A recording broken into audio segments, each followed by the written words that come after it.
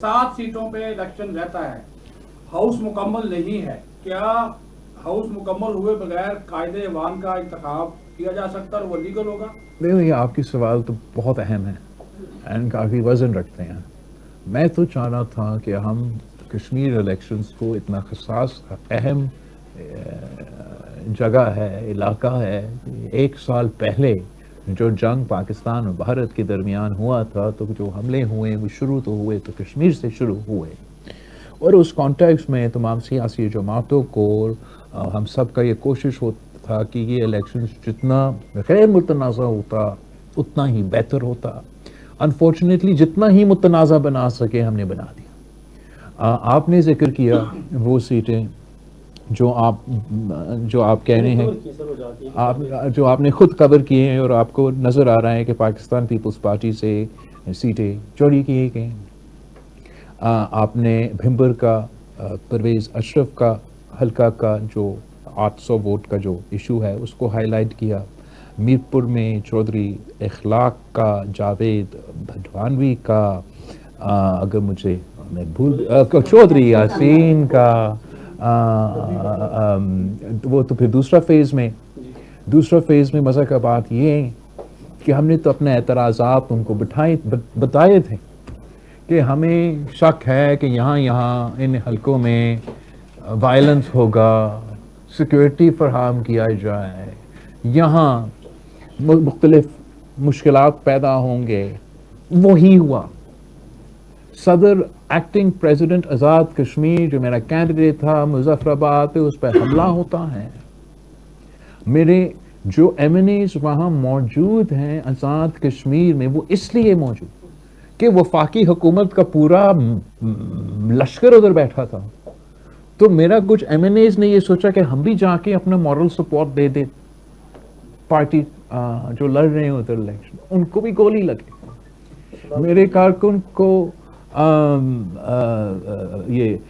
मीरपुर के फेज़ में और मीरपुर खास के फेज़ में 2 कारकुन मेरे शहीद किया जाए. फिर आप आए भाग के इलेक्शन में, सॉरी पूंछ का फेज़ में ये था कि तब भी मीरपुर में धांधली करके, मुजफ्फराबाद डिवीज़न में धांधली करके, फिर भी मुमकिन था कि अगर पूंछ डिवीज़न का पूरा इलेक्शन एक साथ होता कि किसी और का हुकूमत, पीपल्स पार्टी का हुकूमत एजेके में बन जाता. वो तो फिर 3 के बजाय 6 फेजेस हो गए. और फिर हम आ जाते हैं आपके आखिरी पॉइंट कि वो 6 फेजेस भी मुकम्मल नहीं और इलेक्शन हो गया. मुतनाज़ा इलेक्शन है. पाकिस्तान पीपल्स पार्टी ने अपने एतराज़ात हर फोरम पे उठाए हैं, उठाते रहेंगे, इसको एड्रेस करने की कोशिश करेंगे. अगर मुस्लिम लीग नून को इतना ज़ोर से और इतना शौक़ से और इतना मुतनाज़ा हुकूमत चाहिए था तो उनको मुबारक हो. मेरा ज़ाती ख्याल ये है कि वो कश्मीर के मसाइल का हल नहीं निकाल सकेंगे, और बहुत ज़रूरी था कि हमारा एक ऐसा पार्लियामान आ जाता जिसका मैंडेट होता, जिसका लेजिटिमेसी से होता कि वो कश्मीर के ये इश्यूज़ को, अंदरूनी इश्यूज़ को, एंडेमिक इश्यूज़ को हम एड्रेस करें और हमेशा के लिए एड्रेस करें. वो मौका तो मुझे इस वक्त नज़र नहीं आता. ना ही मुस्लिम लीग नून ने ऐसे कोई कोशिश की कि जो पाकिस्तान पीपल्स पार्टी के जायज़ एतराज़ात हैं, इन्होंने कोई कोशिश नहीं की कि हमारा इन एतराज़ात को दूर करे. अब कहते हैं कि मैं इनके साथ एतहादी हूँ. क्या इनका सलूक मेरा ऐसा है कि वो मुझे एतहादी समझते हैं? क्या एतहादियों के साथ ऐसे सलूक किया जाता है, चाहे वो आज़ाद कश्मीर के इलेक्शन के कॉन्टेक्स्ट में हो, या आप वो बात छोड़े जो आप गिन ले, जो पाकिस्तान पीपल्स पार्टी ने वज़ीर आज़म को मुंतखब करने से पहले इनके साथ तय किए थे आपस में सियासी मुआहदे, जो हम हर बजट में इनके साथ अपने लिए नहीं, पाकिस्तान के लिए, पाकिस्तान के सूबों के लिए इश्यूज उठाए, क्या वो उनमें से कोई एक चीज़ कर रहे हैं? तो फिर ये जायज़ है कि मेरा पार्टी ने ये फैसला किया कि नून लीग के साथ पाकिस्तान पीपल्स पार्टी का कोऑपरेशन, कोऑर्डिनेशन, लेजिस्लेशन के हवाले से, आम इश्यूज़ के हवाले से तब तक नहीं हो सकता जब तक हमारा एतराज़ात کو ایڈریس نہ کیا جائے, ہمارے ایشوز کو, جائز ایشوز جو آپ نے خود اٹھائے ہیں, ان کو کوئی اگر یہ دور کرنے کی کوشش نہیں کرتے تو ہم اس موڈ میں ہیں کہ ہم نے ان کے ساتھ تعاون نہیں کرنا.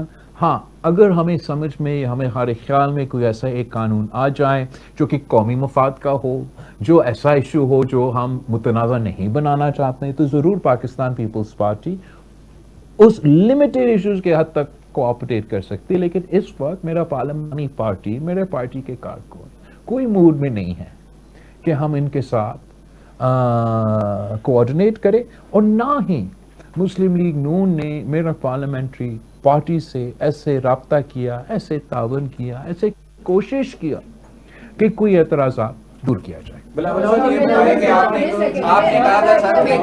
I'll come to you later. Kashmir کے حوالے سے سر لیفٹ رائٹ کو چھوڑ کے سامنے والی رو سے سوال بنتا ہے.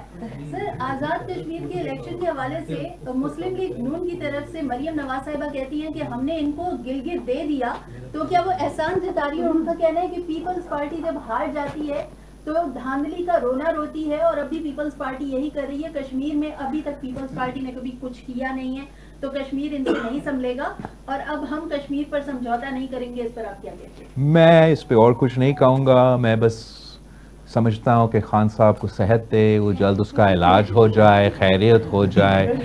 میں بہت رسپیکٹ کرتا ہوں میڈم چیف منسٹر صاحبہ کو, ان کے خیالات پہ میں اس وقت He wants to answer question. آپ نے بھی صوبوں کے حوالے سے بات کی ہے, اور اس وقت ملک میں ہر ہوٹل کے اندر سیمینار بھی چل رہے ہیں, سرکاری جو ٹی وی ہے اس پہ بھی اس پہ بات ہو رہی ہے, اور کہا جا رہا ہے کہ اگر پیپلز پارٹی نہیں مانی تو ریفرینڈم کروا کے اور کراچی کو پاک کے حوالے کیا جائے گا.